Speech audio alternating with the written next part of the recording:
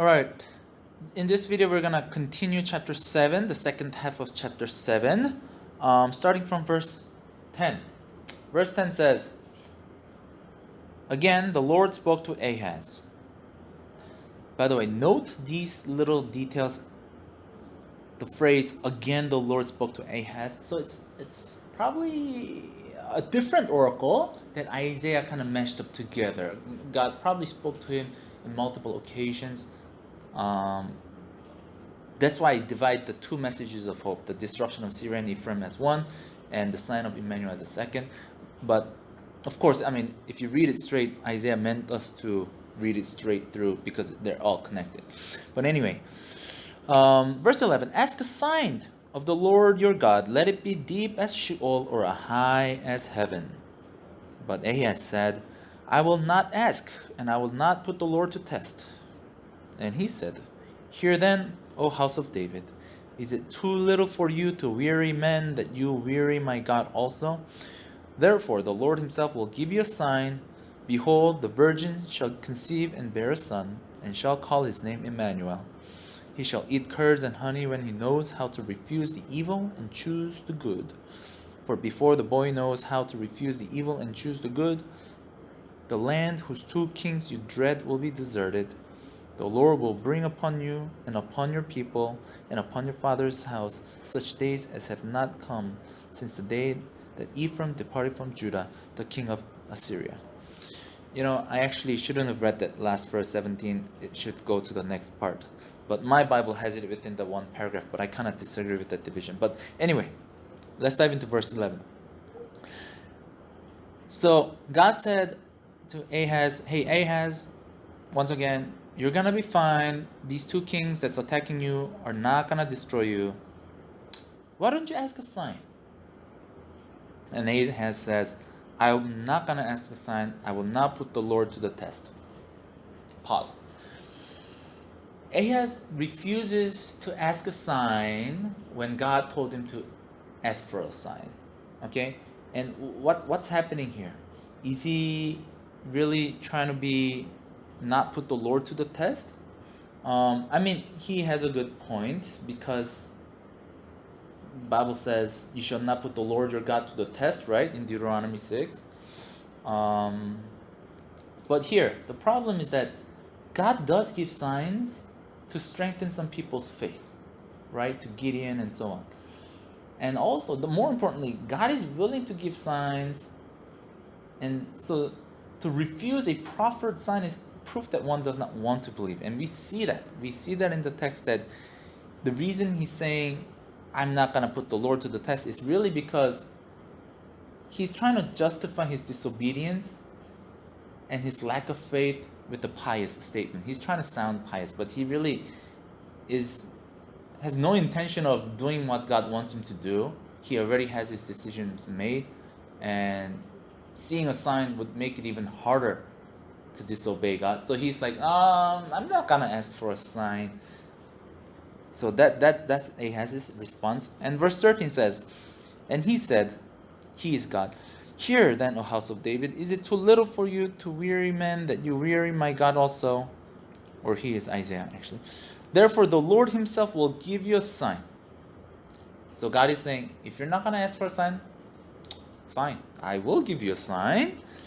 And the sign is that, behold, the virgin shall conceive and bear a son, and shall call his name Immanuel. Boom. This 7:14 is a minefield. Well, really, the discussion is two parts. 7:14, behold, the virgin shall conceive and bear a son, and shall call his name Immanuel. There are two questions to ask about this. What is meant by a virgin? That's first question. Second, who is this Immanuel? Okay? All the discussion about 7:14 centers on these two topics. What is this virgin? The word virgin here. Second, who is this Immanuel? Who fulfills this prophecy? Let's go to the first one.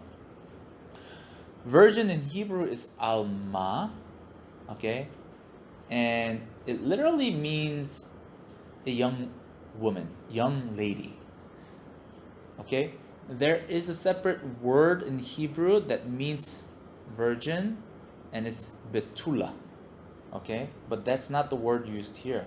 The word alma is used here, which means again a young lady who may or may not be a virgin.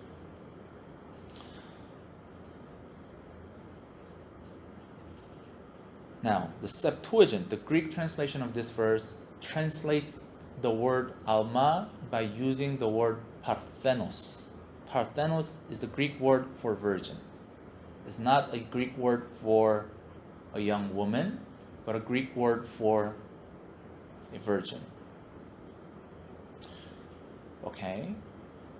Now, when Matthew quotes this verse as a fulfillment in Jesus, he quotes, just like many other New Testament writers do, he quotes not from the Hebrew Bible, but from the Greek Bible, the Greek translation of the Hebrew Bible. So Matthew naturally used the word parthenos, virgin, and so it matched well with Mary, who was virgin when she gave birth to Jesus, okay? Well, this is already getting a little, kind of intense already. But so Matthew's use of the word virgin, parthenos, in his gospel is not the problem, okay? Matthew is being faithful in quoting the Bible from the Greek Bible that he was using, okay?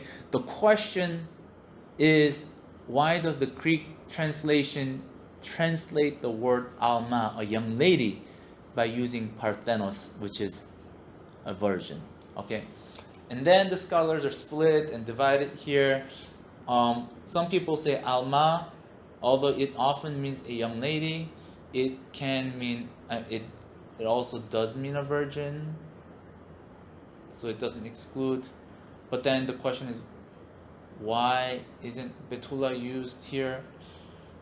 I don't want, if you want to, you can go into this study all you want, and I think you're gonna be left just as confused as you are, although it is worth looking into it. But here's my take on it, okay?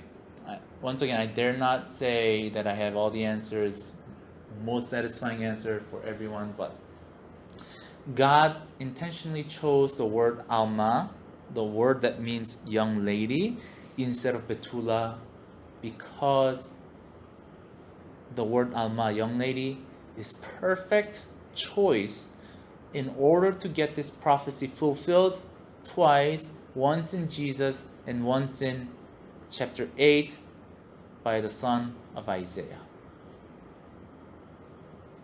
Okay, what I mean by this, in chapter 8 we see Isaiah having a son, and this son wasn't born of a virgin, it was born out of marriage between Isaiah and his wife. Okay, so Isaiah's wife then isn't a virgin when she gives birth, because she's already married to Isaiah.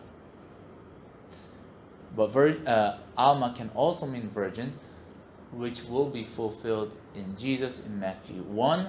So it's a perfect word choice for God to use to make one prophecy be fulfilled both in Isaiah 8 and in Matthew 1. Okay? That's for me the most satisfying answer, and I have no problem with this. Okay? So you may disagree with me, that's fine. Many people have many different opinions about this, but that's what it is. Now let's talk about the second question. Who is Immanuel? Who is Immanuel? Well, there are three ways of understanding this verse of fulfillment of Immanuel. First is Hezekiah the crown prince. Okay, Ahaz's son is Hezekiah. So when this prophecy is given, some people believe when Hezekiah will be born, the two countries that's attacking Judah will be destroyed. The problem with this view is that Hezekiah is already born in this time. Okay, if you do your chronology carefully, Hezekiah is already around 6 years old, when the prophecy is given. So it doesn't make sense. Behold, the virgin shall conceive and bear a son, shall call his name Immanuel. It doesn't really make sense in my opinion. Second option is to say that this does not have an initial fulfillment. It doesn't have a fulfillment in the immediate future, so like during Isaiah's time, but it is only fulfilled by Jesus. The reason people think so, who hold this opinion, is because nobody is really explicitly called Immanuel in Isaiah. Okay, you look through it, there's no Mr. Immanuel. Okay, so it wasn't fulfilled in Ahaz's time, it was only fulfilled in Jesus' time. That's the second option. It's possible. The third option is that Immanuel is Maher Shalarashbash, which comes out in chapter 8, and it's the son of Isaiah. Okay?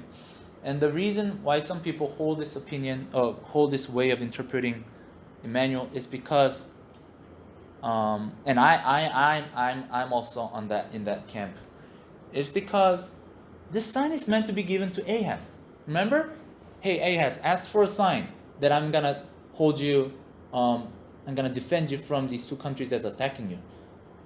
Ahaz says, no God, I don't want to test you. God says, oh yeah? Okay, then I'll give you a sign of my own. A virgin will give birth, she'll call his name Immanuel. So this whole sign, you gotta understand it from the perspective of Ahaz's time period. So if it wasn't fulfilled during the time of Ahaz, then this prophecy is completely meaningless to Ahaz. Okay? So it's got to have at least an initial fulfillment during the time of Ahaz. Okay? Don't get me wrong that I do believe that Jesus was born of a virgin.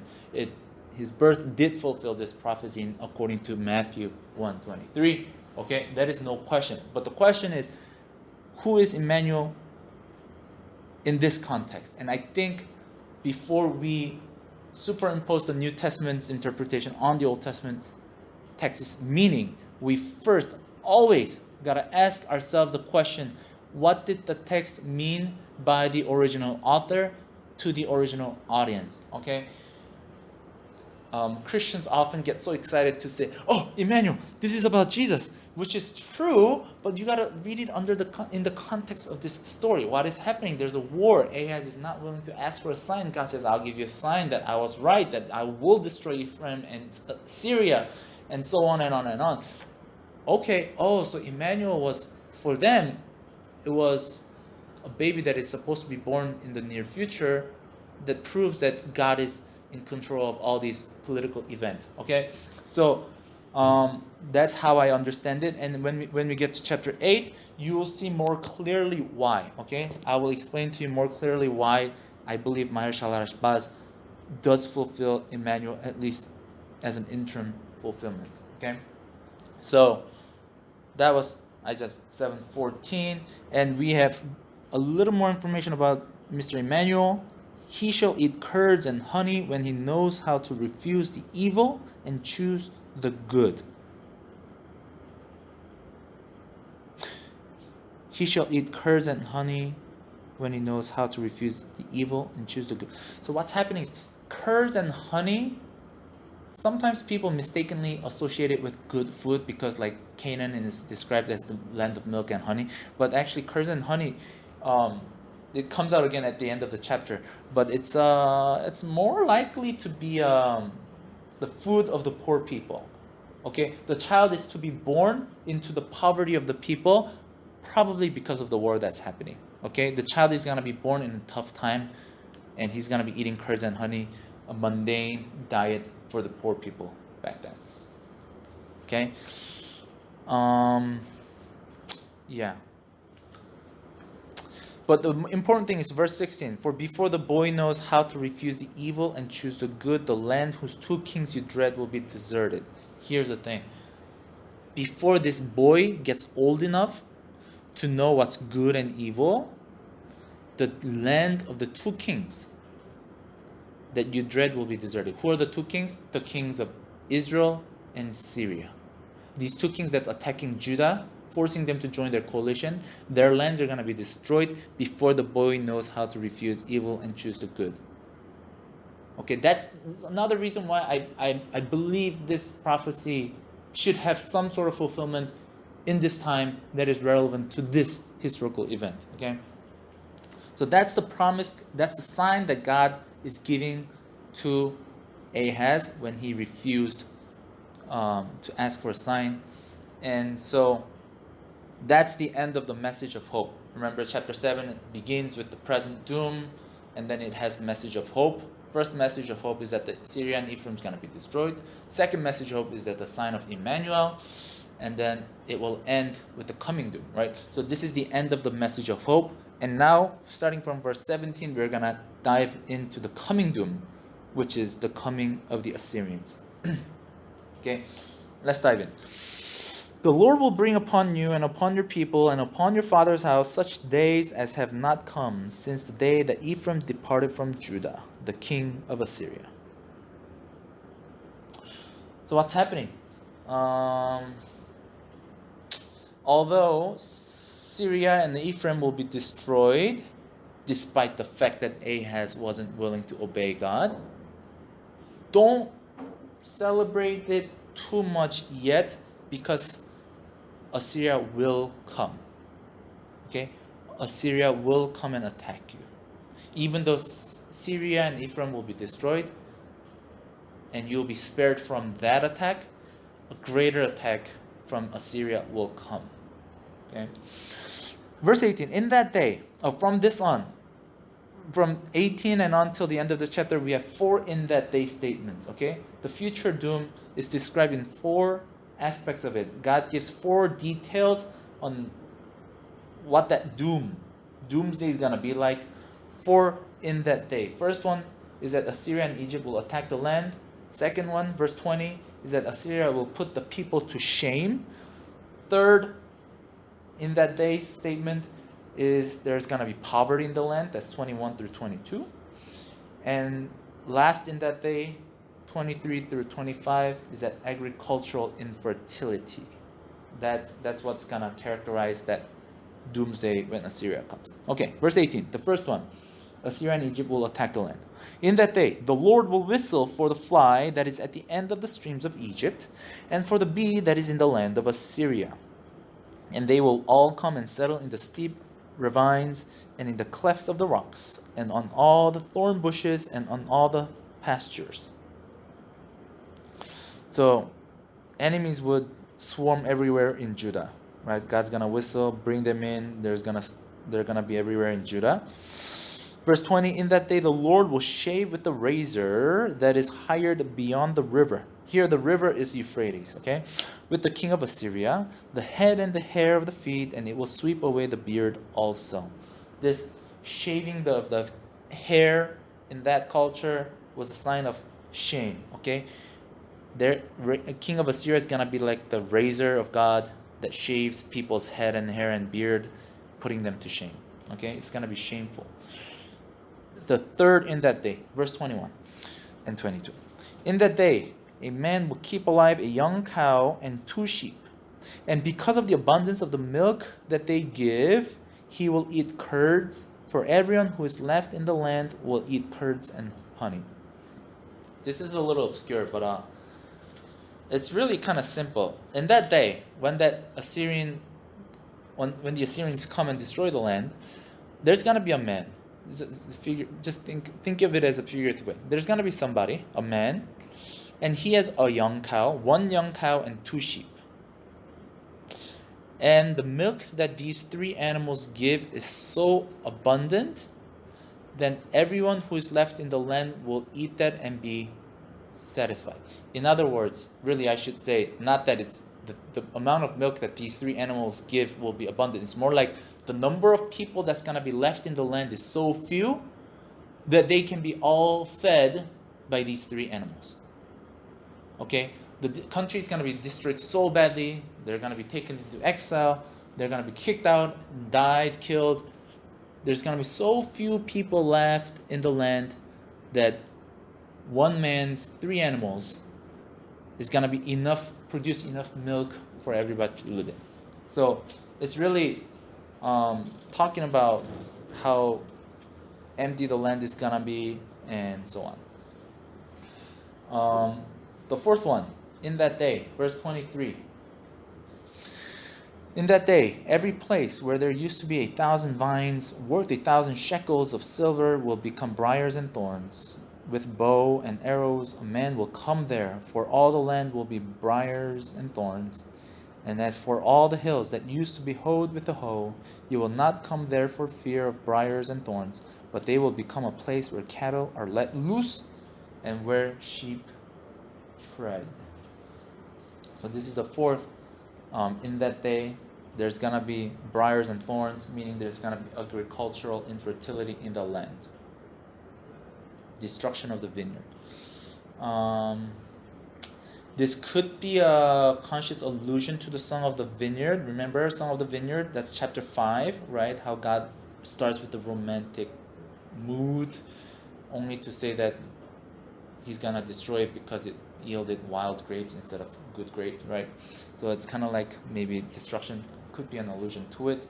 But the important thing is that the land is gonna be terrible, unsuitable for farming, and that's the kind of condition that's gonna happen to Judah after the two kingdoms get destroyed, Syria and Ephraim, and after that Assyria will come, and that's when all these terrible things are gonna